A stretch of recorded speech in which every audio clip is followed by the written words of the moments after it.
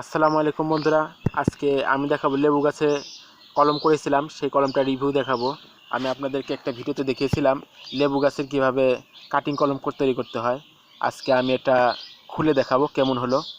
এই ভিডিওটা কিভাবে কাটিং কলম করেছিলাম সেটার লিঙ্ক আমি ডেসক্রিপশন বক্সে দিয়ে দিচ্ছি। তো বন্ধুরা, খুলে দেখা যাক।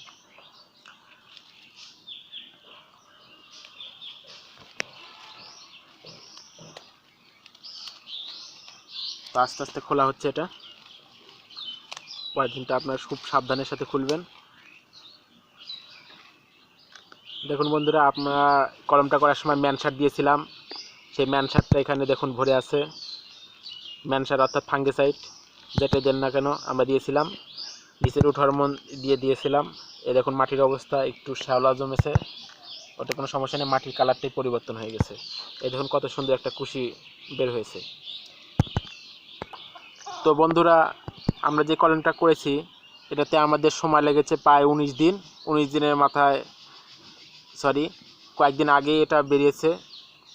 তো আজকে 19 দিনের মাথায় এটা আমাদেরকে যা করতে হবে, এভাবেই আরও মাসখানিক রেখে দিতে হবে, বা তার কম রাখলেও চলবে, কোনো অসুবিধা নেই। এটা যাই হোক কিছুদিন রেখে দিতে হবে, তারপর এটা মাটিতে রোপণের জন্য উপযোগী।